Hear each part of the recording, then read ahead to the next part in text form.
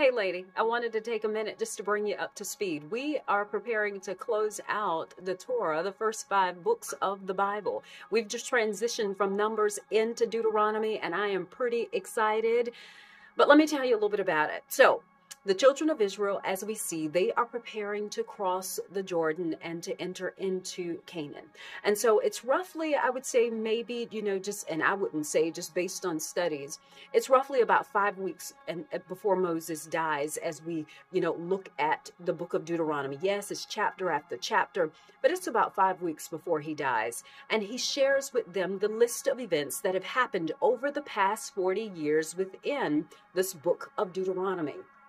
Why does that matter? See, once they crossed the Jordan, the people would no longer see God's constant presence and daily miracles as they had been displayed in the wilderness. Why does that matter? Listen, they would plow and they would plant and they would harvest and they would establish courts and government, all that good stuff. They would forge social relationships just as we do today, and means to provide and to protect the needy and the helpless.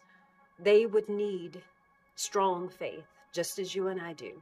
They would need strong faith and self-discipline to avoid the snares and the temptation of their pagan neighbors and other false prophets that were around them. Doesn't that sound familiar?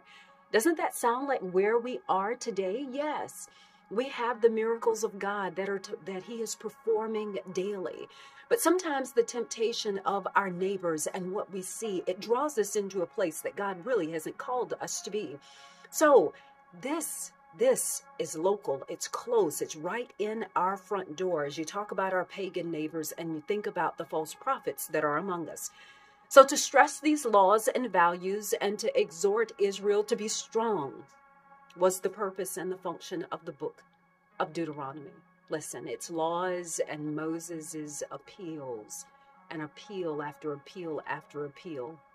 So Deuteronomy is not only a review of the earlier books of the Torah, instruction, but instead it's of the entire Torah. He's going back, and of the Torah, he's looking at the entire history of Israel. But in this book, the Torah also records the part of his teaching that were most relevant to Israel's new life and in its new land. So Deuteronomy, it's unique in another way.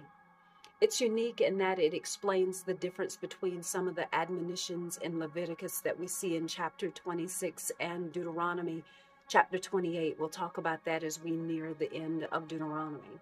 You'll also note that Moses in the book of Deuteronomy is the actual speaker in this book, unlike the other books where God is speaking to him. And in those cases, he is the scribe. You will see where it says, and God told Moses, and God told Moses.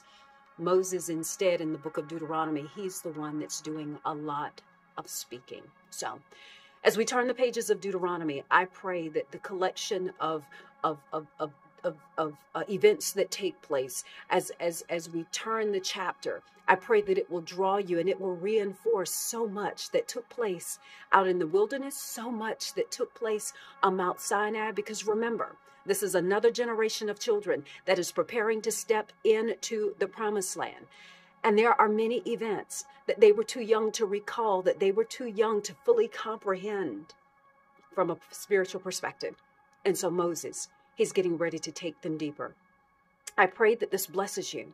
I pray that as you turn the pages and the chapter of this book, that you will look across the landscape of your life and you will say, God, in what areas have I missed you because I was too young in my spiritual experience to understand, that I was too young in my walk with you, and now you're taking me deeper and giving me more revelation of who you are and who you desire to be in my life, situation after situation, experience after experience. Women, I pray that you'll be blessed through the book of Deuteronomy as we close out the Torah and we step further into the Word of God.